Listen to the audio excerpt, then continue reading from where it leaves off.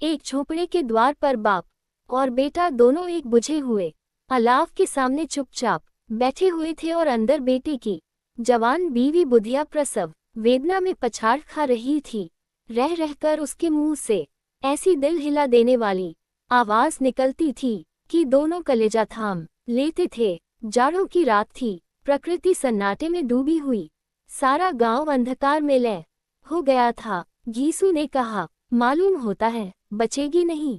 सारा दिन दौड़ते हो गया, जा देख तो आ। माधव चिढ़कर बोला, मरना ही है तो जल्दी मर, क्यों नहीं जाती? देखकर क्या करूं, तू बड़ा बेदर्द है बे। साल भर जिसके साथ सुख चैन से रहा, उसी के साथ इतनी बेवफाई, तो मुझसे तो उसका तड़पना और हाथ पांव पटकना नहीं देखा जाता। चमारों का कुनबा था और सारे गांव में बदनाम। घीसू एक दिन काम करता तो 3 दिन आराम करता। माधव इतना कामचोर था कि आध घंटे काम करता तो घंटे भर चिलम पीता, इसलिए उन्हें कहीं मजदूरी नहीं मिलती थी। घर में मुट्ठी भर भी अनाज मौजूद हो तो उनके लिए काम करने की कसम थी। जब 2-4 फाके हो जाते तो घीसू पेड़ पर चढ़कर लकड़ियां तोड़ लाता और माधव बाजार से बेच लाता। और जब तक वह पैसे रहते, दोनों इधर उधर मारे मारे फिरते। गांव में काम की कमी न थी, किसानों का गांव था, मेहनती आदमी के लिए 50 काम थे। मगर इन दोनों को उसी वक्त बुलाते जब 2 आदमियों से एक का काम पाकर भी संतोष कर लेने के सिवा और कोई चारा न होता। अगर दोनों साधु होते तो उन्हें संतोष और धैर्य के लिए संयम और नियम की बिल्कुल जरूरत न होती। यह तो इनकी प्रकृति थी, विचित्र जीवन था इनका। घर में मिट्टी के 2-4 बर्तन के सिवा कोई संपत्ति नहीं, फटे चित्रों से अपनी नग्नता को ढांके हुए जिए जाते थे। संसार की चिंताओं से मुक्त, कर्ज से लदे हुए, गालियां भी खाते, मार भी खाते, मगर कोई गम नहीं। दीन इतने की वसूली की बिल्कुल आशा न रहने पर भी लोग इन्हें कुछ न कुछ कर्ज दे देते थे। मटर आलू की फसल में दूसरों के खेतों से मटर या आलू उखाड़ लाते और भून भान कर खा लेते, या 10-5 ऊख उखाड़ लाते और रात को चूसते। घीसू ने इसी आकाश वृत्ति से 60 साल की उम्र काट दी और माधव भी सपूत बेटे की तरह बाप ही के पद चिन्हों पर चल रहा था, बल्कि उसका नाम और भी उजागर कर रहा था। इस वक्त भी दोनों अलाव के सामने बैठकर आलू भून रहे थे, जो कि किसी खेत से खोद लाए थे। घीसू की स्त्री का तो बहुत दिन हुए देहांत हो गया था। माधव का ब्याह पिछले साल हुआ था। जब से ये औरत आई थी, उसने इस खानदान में व्यवस्था की नींव डाली थी और इन दोनों बेगैरतों का दोजख भरती रहती थी। जब से वह आई, ये दोनों और भी आलसी और आरामतलब हो गए थे, बल्कि कुछ अकड़ने भी लगे थे। कोई कार्य करने को बुलाता तो निर्ब्याज भाव से दुगुनी मजदूरी मांगते। वही औरत आज प्रसव वेदना से मर रही थी और ये दोनों इसी इंतजार में थे कि वह मर जाए तो आराम से सोएं।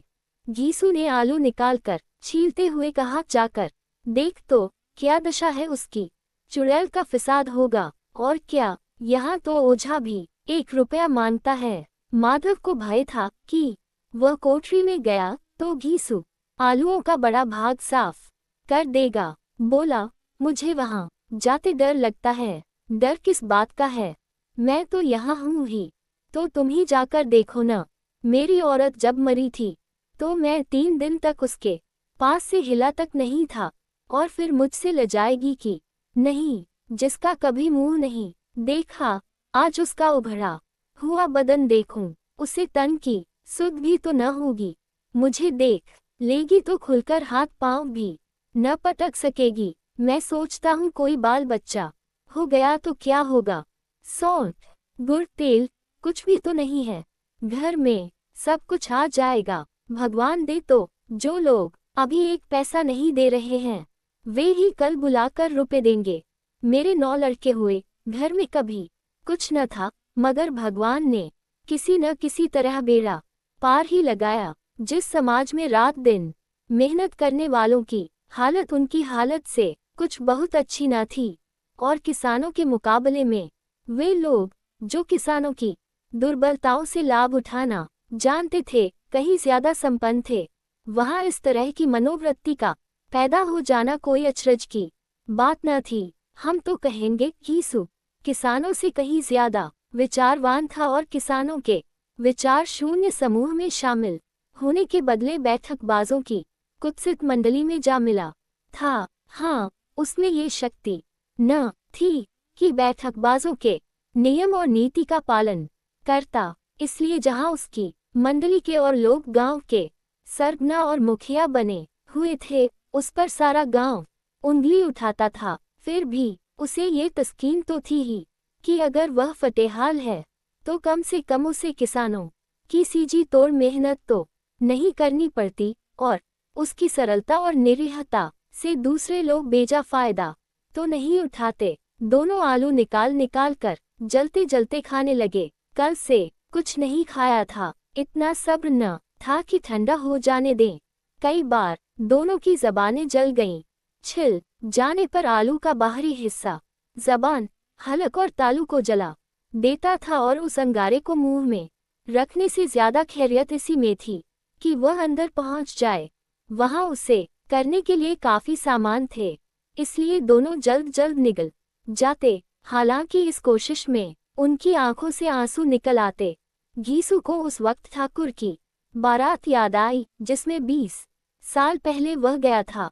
उस दावत में उसे जो तृप्ति मिली थी वो उसके जीवन में एक याद रखने लायक बात थी, और आज भी उसकी याद ताज़ा थी। बोला वह भोज नहीं भूलता। तब से फिर उस तरह का खाना और भरपेट नहीं मिला। लड़की वालों ने सबको भरपेट पूरियां खिलाई थीं, सबको, छोटे बड़े सबने पूरियां खाईं, और असली घी की चटनी, रायता, 3 तरह के सूखे साग, एक रसेदार तरकारी, दही, चटनी, मिठाई। अब क्या बताऊं कि उस भोज में क्या स्वाद मिला। कोई रोक टोक नहीं थी, जो चीज चाहो मांगो, जितना चाहो खाओ। लोगों ने ऐसा खाया कि किसी से पानी न पिया गया। मगर परोसने वाले हैं कि पत्तल में गर्म गर्म गोल गोल सुवासित कचौरियां डाल देते हैं। मना करते हैं कि नहीं चाहिए, पत्तल पर हाथ रोके हुए हैं, मगर वह हैं कि दिए जाते हैं। और जब सबने मुंह धो लिया तो पान इलायची भी मिली, मगर मुझे पान लेने की कहाँ सुध थी। खड़ा हुआ न जाता था। चटपट जाकर अपने कंबल पर लेट गया। ऐसा दिल दरियाफ्त था वह ठाकुर। माधव ने इन पदार्थों का मन ही मन मजा लेते हुए कहा, अब हमें कोई ऐसा भोज नहीं खिलाता। अब कोई क्या खिलाएगा। वह जमाना दूसरा था। अब तो सबको किफायत सूझती है। शादी ब्याह में मत खर्च करो, क्रियाकर्म में मत खर्च करो। पूछो गरीबों का माल बटोर बटोर कर कहाँ रखोगे। बटोरने में तो कमी नहीं है, हाँ, खर्च में किफायत सूझती है। तुमने 20 पूरियां खाई होंगी, 20 से ज्यादा खाई थी। मैं 50 खा जाता, 50 से कम मैंने न खाई होंगी। अच्छा पका था, तू तो मेरा आधा भी नहीं है। आलू खाकर दोनों ने पानी पिया और वहीं अलाव के सामने अपनी धोतियां ओढ़कर पांव पेट में डाले सो रहे, जैसे 2 बड़े बड़े अजगर गेंडुलियां मारे पड़े हों। और बुधिया अभी तक कराह रही थी। सवेरे माधव ने कोठरी में जाकर देखा तो उसकी स्त्री ठंडी हो गई थी। उसके मुंह पर मक्खियां भिनक रही थीं, पथराई हुई आंखें ऊपर टंगी हुई थीं, सारी देह धूल से लथपथ हो रही थी। उसके पेट में बच्चा मर गया था। माधव भागा हुआ घीसू के पास आया, फिर दोनों जोर जोर से हाय हाय करने और छाती पीटने लगे। पड़ोस वालों ने ये रोना धोना सुना तो दौड़े हुए आए और पुरानी मर्यादा के अनुसार इन अभागों को समझाने लगे, मगर ज्यादा रोने पीटने का अवसर न था। कफन की और लकड़ी की फिक्र करनी थी। घर में तो पैसा इस तरह गायब था जैसे चील के घोंसले में मांस। बाप बेटे रोते हुए गांव के जमींदार के पास गए। वह इन दोनों की सूरत से नफरत करते थे। कई बार इन्हें अपने हाथों से पीट चुके थे। चोरी करने के लिए वादे पर काम पर न आने के लिए। पूछा क्या है बे घिसुआ, रोता क्यों है? अब तो तू कहीं दिखलाई भी नहीं देता, मालूम होता है इस गांव में रहना नहीं चाहता। घीसू ने जमीन पर सिर रखकर आंखों में आंसू भरे हुए कहा, सरकार बड़ी विपत्ति में हूँ। माधव की घरवाली रात को गुजर गई, रात भर तड़पती रही। सरकार हम दोनों उसके सिरहाने बैठे रहे, दवा दारू जो कुछ हो सका सब कुछ किया, मुदा वह हमें दगा दे गई। अब कोई एक रोटी देने वाला भी न रहा, मालिक तबाह हो गए, घर उजड़ गया। आपका गुलाम हूँ अब, आपके सिवा कौन उसकी मिट्टी पार लगाएगा? हमारे हाथ में तो जो कुछ था वो सब तो दवा दारू में उठ गया। सरकार ही की दया होगी तो उसकी मिट्टी उठेगी, आपके सिवा किसके द्वार पर जाऊं? जमींदार साहब दयालु थे, मगर घीसू पर दया करना काले कंबल पर रंग चढ़ा ना था। जी में तो आयल कह दे चल दूर हो यहाँ से, यूं तो बुलाने से भी नहीं आता। आज जब गर्ज पड़ी तो आकर खुशामद कर रहा है, हरामखोर कहीं का बदमाश। लेकिन ये क्रोध या दंड देने का अवसर न था। जी में कुढ़ते हुए 2 रुपए निकाल कर फेंक दिए, मगर सांत्वना का एक शब्द भी मुंह से न निकला। उसकी तरफ ताकता का नहीं, जैसे सिर का बोझ उतारा हो। जब जमींदार साहब ने 2 रुपए दिए तो गांव के बनिए महाजनों को इनकार का साहस कैसे होता? घीसू जमींदार के नाम का ढिंढोरा भी पीटना खूब जानता था। किसी ने 2 आने दिए, किसी ने 4 आने। 1 घंटे में घीसू के पास 5 रुपए की अच्छी रकम जमा हो गई। कहीं से अनाज मिल गया, कहीं से लकड़ी, और दोपहर को घीसू और माधव बाजार से कफन लाने चले। इधर लोग बांस वांस काटने लगे। गांव की नर्म दिल स्त्रियां आकर लाश देखती थीं और उसकी बेकसी पर 2 बूंद आंसू गिराकर चली जाती थीं। बाजार में पहुंचकर घीसू बोला, लकड़ी तो उसे जलाने भर को मिल गई है। क्यों माधव? माधव बोला, हाँ लकड़ी तो बहुत है, अब कफन चाहिए तो चलो कोई हल्का सा कफन ले लें। हाँ और क्या, लाश उठते उठते रात हो जाएगी। रात को कफन कौन देखता है? कैसा बुरा रिवाज है कि जिसे जीते जी तन ढांकने को चिथड़ा भी न मिले, उसे मरने पर नया कफन चाहिए। कफन लाश के साथ जल ही तो जाता है, और क्या रखा रहता है? यही 5 रुपए पहले मिलते तो कुछ दवा दारू कर लेते।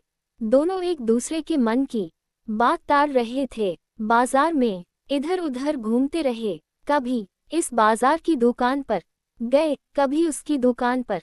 विस्मयादिबोधक चिन्ह, तरह तरह के कपड़े, रेशमी और सूती देखे, मगर कुछ जचा नहीं। यहाँ तक कि शाम हो गई, तब दोनों न जाने किस दैवी प्रेरणा से एक मधुशाला के सामने जा पहुँचे और जैसे किसी पूर्व निश्चित व्यवस्था से अंदर चले गए। वहां जरा देर तक दोनों असमंजस में खड़े रहे। फिर घीसू ने गद्दी के सामने जाकर कहा, साहू जी एक बोतल हमें भी देना। इसके बाद कुछ चिखौना आया, तली हुई मछली आई और दोनों बरामदे में बैठकर शांतिपूर्वक पीने लगे। कई कुज्जियां ताबड़तोड़ पीने के बाद दोनों सरूर में आ गए। घीसू बोला, कफन लगाने से क्या मिलता, आखिर जल ही तो जाता, कुछ बहू के साथ तो न जाता। माधव आसमान की तरफ देखकर बोला, मानो देवताओं को अपनी निष्पक्षता का साक्षी बना रहा हो। दुनिया का दस्तूर है, नहीं लोग बामनों को हजारों रुपए क्यों दे देते हैं? कौन देखता है परलोक में मिलता है या नहीं? बड़े आदमियों के पास धन है, फूंके, हमारे पास फूंकने को क्या है? लेकिन लोगों को जवाब क्या दोगे? लोग पूछेंगे नहीं कफन कहाँ है? घीसू हंसा, अबे कह देंगे कि रुपए कमर से खिसक गए, बहुत ढूंढा मिले नहीं। लोगों को विश्वास न आएगा, लेकिन फिर वही रुपए देंगे। माधव भी हंसा इस अनपेक्षित सौभाग्य पर, बोला, बड़ी अच्छी थी बेचारी, मरी तो खूब खिला पिलाकर आधी बोतल से ज्यादा उड़ गई। घीसू ने 2 सेर पूरियां मंगाई, चटनी, अचार, कलेजियां। शराब खाने के सामने ही दुकान थी। माधव लपक कर 2 पत्तलों में सारे सामान ले आया। पूरा 1.5 रुपया खर्च हो गया। सिर्फ थोड़े से पैसे बच रहे। दोनों इस वक्त इस शान में बैठे पूरियां खा रहे थे जैसे जंगल में कोई शेर अपना शिकार उड़ा रहा हो। न जवाबदेही का खौफ था, न बदनामी की फिक्र। इन भावनाओं को उन्होंने बहुत पहले ही जीत लिया था। घीसू दार्शनिक भाव से बोला, हमारी आत्मा प्रसन्न हो रही है तो क्या उसे पुण्य होगा? माधव ने श्रद्धा से सिर झुकाकर तस्दीक की, जरूर से जरूर होगा। भगवान, तुम अंतर्यामी हो, उसे बैकुंठ ले जाना। हम दोनों हृदय से आशीर्वाद दे रहे हैं। आज जो भोजन मिला वह कभी उम्र भर न मिला था।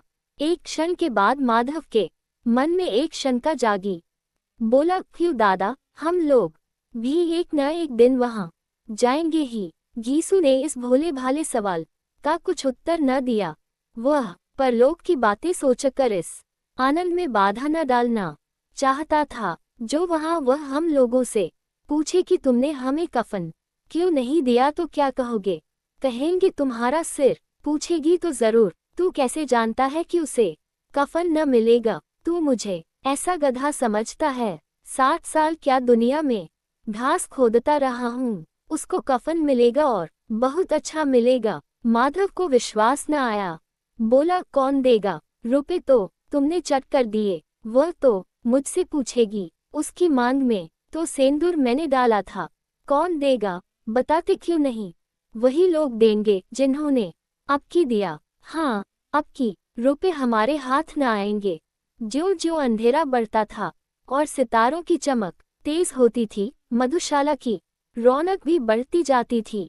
कोई गाता था, कोई डीन मारता था, कोई अपने संगी के गले लिपटा जाता था, कोई अपने दोस्त के मुंह में कुल्हड़ लगाए देता था। वहां के वातावरण में सुरूर था, हवा में नशा। कितने तो यहाँ आकर एक चुल्लू में मस्त हो जाते थे। शराब से ज्यादा यहाँ की हवा उन पर नशा करती थी। जीवन की बाधाएं यहाँ खींच लाती थीं और कुछ देर के लिए यह भूल जाते थे कि वे जीते हैं या मरते हैं, या न जीते हैं न मरते हैं। और ये दोनों बाप बेटे अब भी मजे ले लेकर चुस्कियां ले रहे थे। सबकी निगाहें इनकी ओर जमी हुई थी। दोनों कितने भाग्य के बली हैं।